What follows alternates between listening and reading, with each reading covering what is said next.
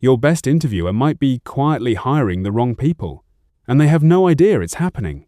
The reason is confirmation bias, and it usually kicks in within the first few minutes of an interview, sometimes faster than that. Research on hiring decisions has found that many interviewers form a strong impression almost immediately, sometimes before the candidate has even answered a real question. Think about that for a second. A hiring decision that's supposed to rest on skills, experience, and judgment can already be half made before the actual interview content even starts. Once that first impression forms, something predictable happens to the rest of the interview. It stops being an evaluation and starts being a search, specifically, a search for evidence that confirms the story the interviewer already believes. This is confirmation bias in its purest workplace form. It's the same mental shortcut that makes people notice news stories that support their existing opinions and skim past the ones that don't. In an interview room, it works exactly the same way, except the stakes are a salary, a team, and months or years of someone's career. Here's how it plays out in practice. A confident handshake gets read as leadership potential. A nervous pause gets read as weak communication skills. Neither of those readings is really about the candidate's actual ability to do the job.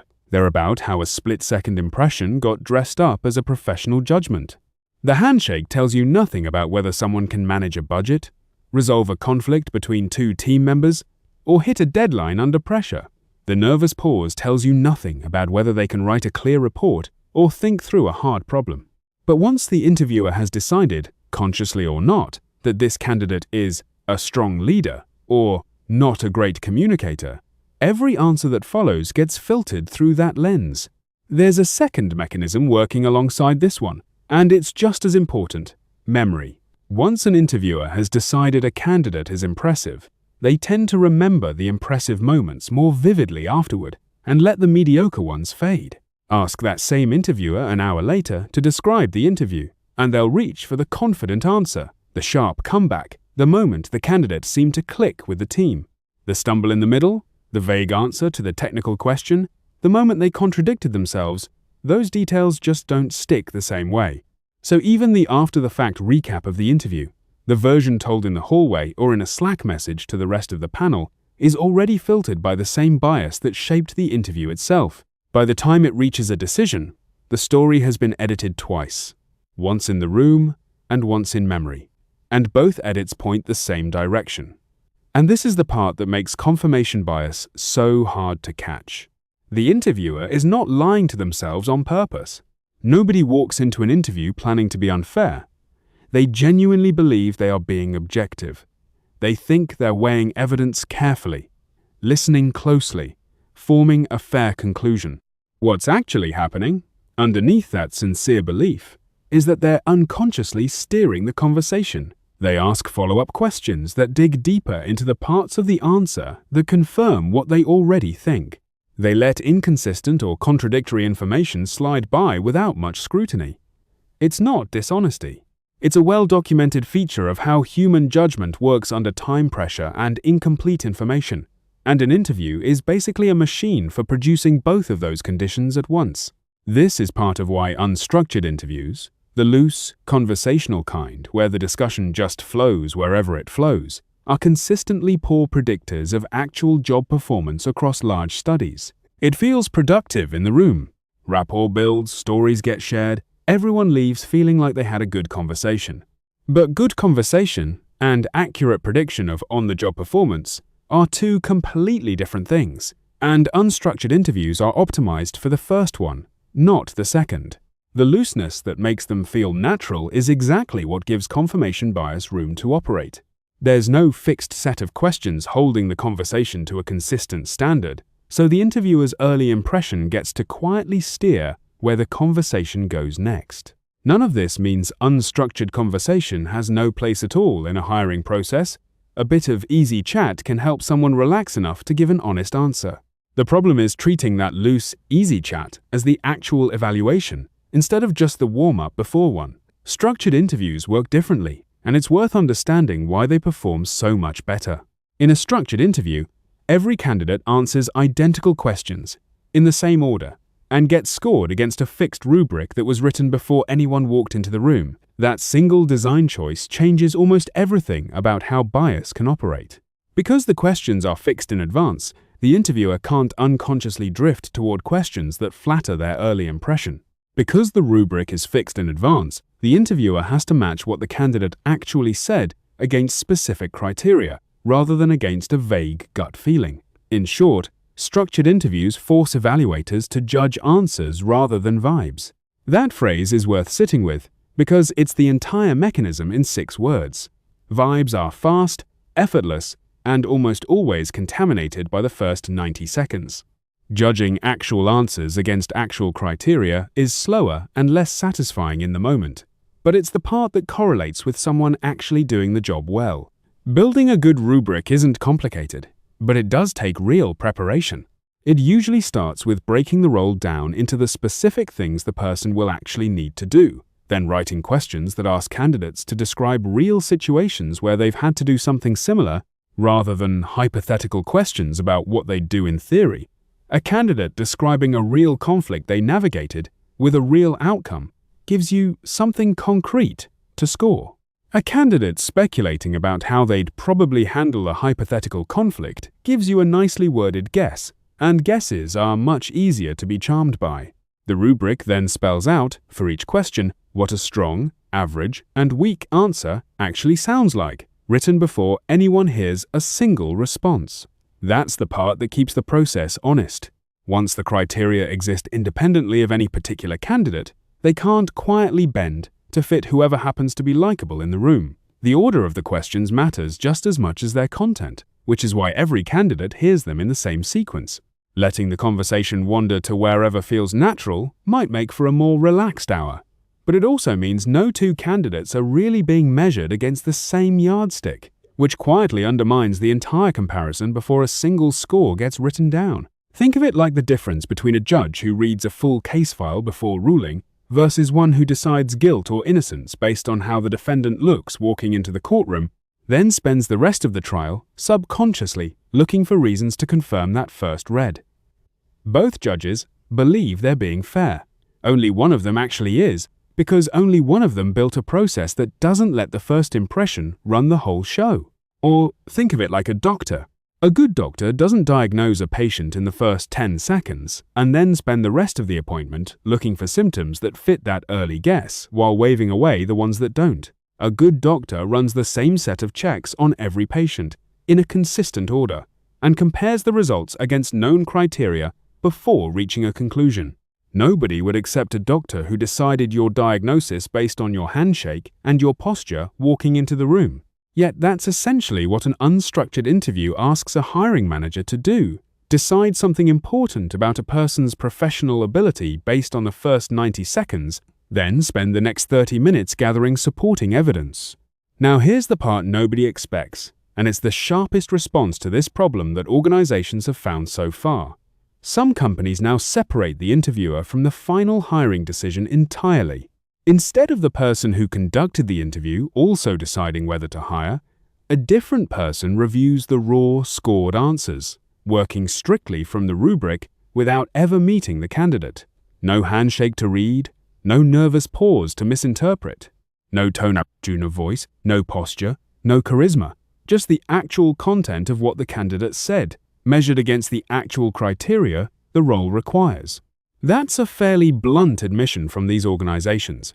The moment a decision maker is in the room and forms a personal impression, that impression becomes a source of noise the process has to be engineered around, not trusted as a feature. It also quietly solves a second problem that rarely gets talked about, which is the pull toward hiring people who simply feel familiar. Interviewers tend to warm up faster to candidates who remind them of themselves, whether that's a shared background, a similar sense of humor, or a shared alma mater mentioned in passing. That warmth gets folded into the same confirmation bias loop, making the early impression even stronger and even harder to question. A reviewer working only from a scored transcript, with no idea what the candidate looks or sounds like, has no access to that familiarity signal at all. They can only respond to what was actually said, which is exactly the point. And here's a slightly uncomfortable way to put it.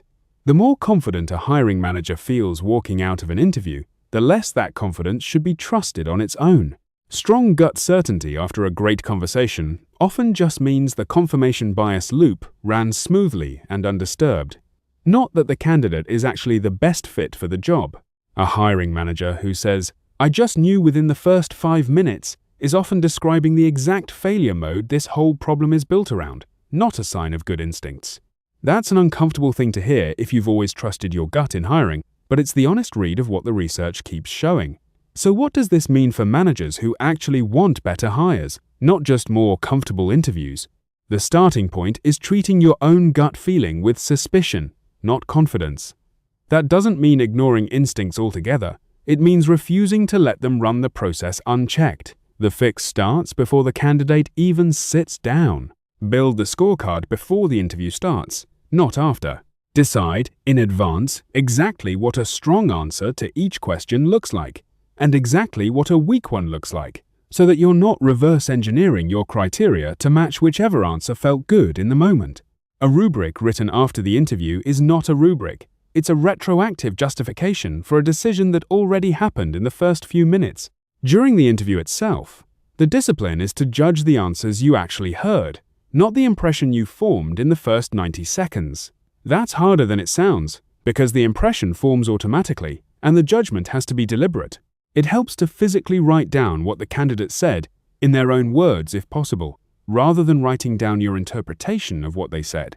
Described handling a conflict by scheduling a private conversation and setting shared expectations is a note about the answer.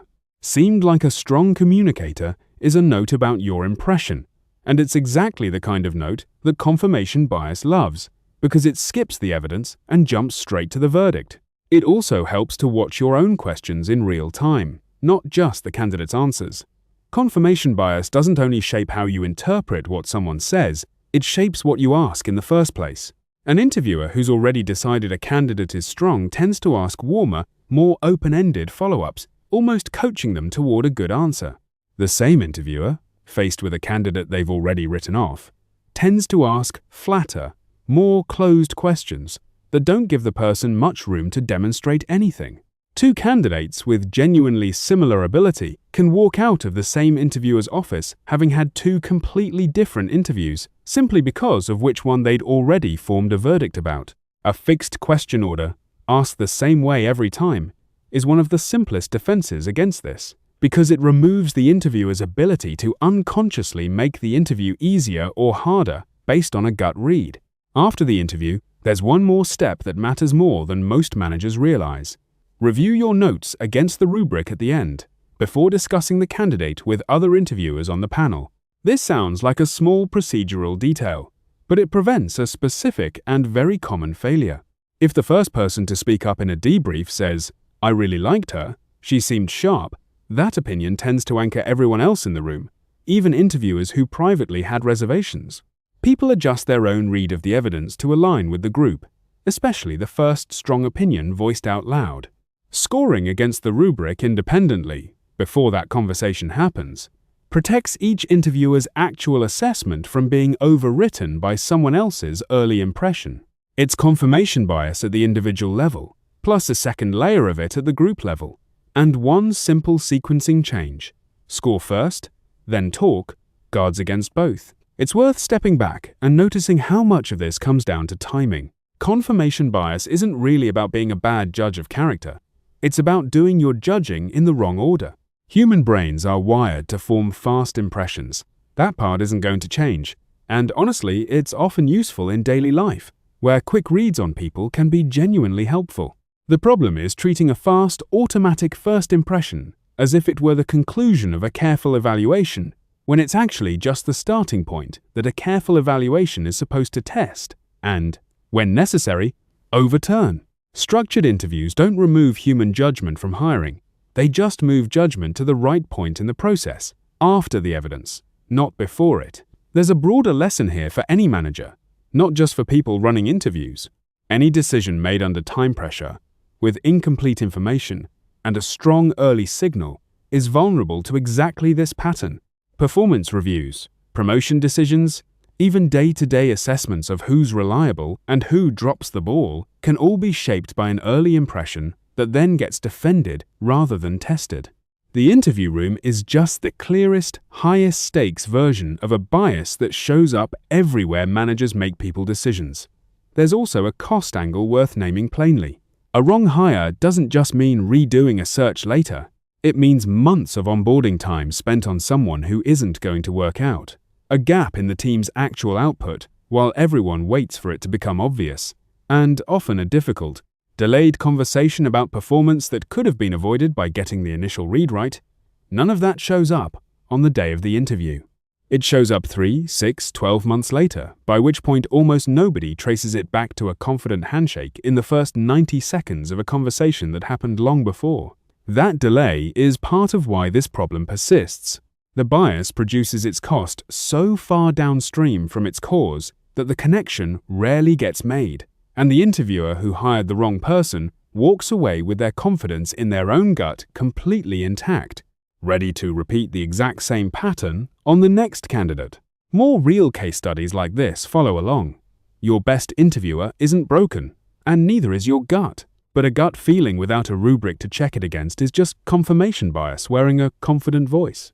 Build the scorecard first, score the actual answers, and let the rubric argue with your instinct before your instinct gets to argue with the evidence. That's how the interviewer with the best read on people stops accidentally hiring the wrong ones.